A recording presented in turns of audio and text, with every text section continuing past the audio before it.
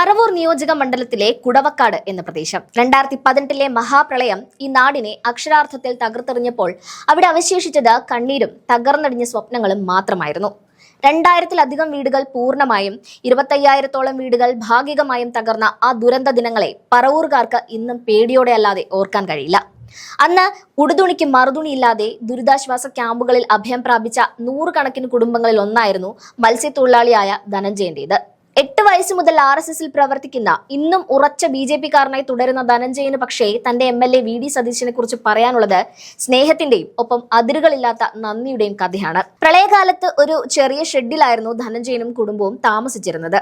മഴ കനത്തതോടെ ഷെഡ് പൂർണ്ണമായും വെള്ളത്തിനടിയിലായി. ദുരിതാശ്വാസ ക്യാമ്പിൽ വെച്ച് അദ്ദേഹത്തിന്റെ അമ്മ പങ്കജാക്ഷി മരണപ്പെടുകയും ചെയ്തു. ആകെ ഉണ്ടായിരുന്ന കൂര നഷ്ടപ്പെട്ട് അമ്മയുടെ വിയോഗത്തിൽ തളർന്നു നിന്ന ആ സമയത്ത് പഞ്ചായത്തിൽ നിന്നോ സർക്കാരിൽ നിന്നോ യാതൊരു സഹായവും ലഭിച്ചില്ലെന്ന് ധനഞ്ജയൻ വേദനയോടെ ഓർത്തെടുക്കുന്നുണ്ട്. സർക്കാർ രേഖകളിൽ ഷെഡ് എന്ന് രേഖപ്പെടുത്തിയതിനാൽ വീടിനുള്ള ധനസഹായത്തിന് അർഹതയില്ലെന്ന സാങ്കേതികത്വം പറഞ്ഞ് അധികൃതർ കൈമലർത്തിയപ്പോൾ ആ കുടുംബത്തിന് താങ്ങായി എത്തിയത് VD സതീശന്റെ പുനർജനി പദ്ധതിയായിരുന്നു. ഞാൻ ഇന്നും BJP-കാരനാണ്, പക്ഷേ സതീശൻ സാർ എനിക്ക് വീട് തന്നത് എനിക്കൊരു നിവർത്തിയും ഇല്ലാതെ നിൽക്കുന്ന സമയത്താണ് എന്ന് ധനഞ്ജയൻ പറയുമ്പോൾ അത് കേവലം വൈകാരിക പ്രകടനമല്ല, മറിച്ച് അനുഭവങ്ങളിൽ നിന്നുള്ള സത്യമാണ്.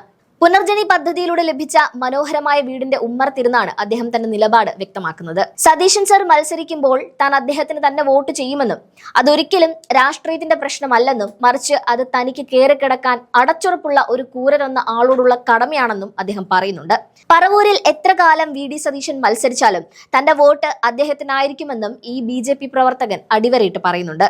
ഈ ഒരു വീട്ടിൽ മാത്രമല്ല, പറവൂരിലെ പല വാർഡുകളിലും ഇത്തരത്തിൽ അർഹരായവർക്ക് പാർട്ടി നോക്കാതെയാണ് സഹായങ്ങൾ എത്തിച്ചിട്ടുള്ളത്. തന്റെ രാഷ്ട്രീയ എതിരാളികളായുള്ള BJP-കാർക്കും മാർക്സിസ്റ്റുകാർക്കും എല്ലാം വീട് നിർമ്മിച്ചു നൽകുന്നതിൽ സതീശൻ യാതൊരു വിവേചനവും കാണിച്ചിട്ടില്ലെന്ന് അദ്ദേഹത്തിന്റെ സുഹൃത്തുക്കളും സാക്ഷ്യപ്പെടുത്തുന്നു. സതീശൻ സർ ഒരു രൂപ പോലും ഈ പദ്ധതിയുടെ പേരിൽ കൈപ്പറ്റിയിട്ടില്ലെന്നും സ്പോൺസർമാരെയും കരാറുകാരെയും നേരിട്ട് ബന്ധപ്പെടുത്തിക്കൊണ്ട് സുതാര്യമായ രീതിയിലാണ് പദ്ധതി നടപ്പാക്കിയതെന്നും നാട്ടുകാരും പറയുന്നു. പുനർജനി പദ്ധതിയെക്കുറിച്ച് രാഷ്ട്രീയ വിവാദങ്ങളും അന്വേഷണങ്ങളും നിയമസഭയിൽ ചർച്ചയാകുമ്പോൾ കുടവക്കാട് പ്രദേശത്തെ ജനങ്ങൾക്ക് ചോദിക്കാനുള്ളത് ഒരേ ഒരു കാര്യമാണ്: പ്രളയത്തിൽ എല്ലാം നഷ്ടപ്പെട്ട തങ്ങളെ സഹായിക്കുവാൻ മറ്റാര് വന്നുവെന്നാണ്. വീടുകൾക്ക് പുറമെ ഉപജീവന മാർഗങ്ങൾ നഷ്ടപ്പെട്ടവർക്ക് തയ്യൽ മെഷീനുകളും മറ്റുപകരണങ്ങളും നൽകി അവരെ ജീവിതത്തിലേക്ക് തിരികെ കൊണ്ടുവരാനും ഈ പദ്ധതിയിലൂടെ സാധിച്ചിട്ടുണ്ട്. ധനഞ്ജയന്റെ ഭാര്യയ്ക്ക് തയ്യൽ മെഷീൻ നൽകിയതും ഇതേ പദ്ധതിയുടെ ഭാഗമായാണ്. തന്റെ മണ്ഡലത്തിലെ ജനങ്ങളുടെ ചെറിയ പ്രയാസങ്ങളിൽ പോലും നേരിട്ടിടപെടുകയും അവർക്ക് വേണ്ട സഹായങ്ങൾ ഉറപ്പുവരുത്തുകയും ചെയ്യുന്ന ഒരു ജനപ്രതിനിധിയാണ് പറവൂരിൽ കാണാൻ കഴിയുന്നത്. ജാതിയോ മതമോ രാഷ്ട്രീയമോ നോക്കാതെ ജനങ്ങളെ ചേർത്ത് പിടിക്കുന്ന ഒരു നേതാവിന് ലഭിക്കുന്ന ഏറ്റവും വലിയ അംഗീകാരമാണ് ധനഞ്ജയനെ പോലെയുള്ളവരുടെ വാക്കുകൾ. ആരോപണങ്ങളുടെ കൂമ്പാരം തന്നെ വന്ന് വീഴുമ്പോഴും തനിക്ക് കയറിക്കിടക്കാൻ ഒരു കൂര നൽകിയ തന്റെ MLA-യോടുള്ള സ്നേഹം പ്രകടിപ്പിക്കാൻ ധനഞ്ജയന് തന്റെ രാഷ്ട്രീയ നിലപാടുകൾ ഒരു തടസ്സമല്ല.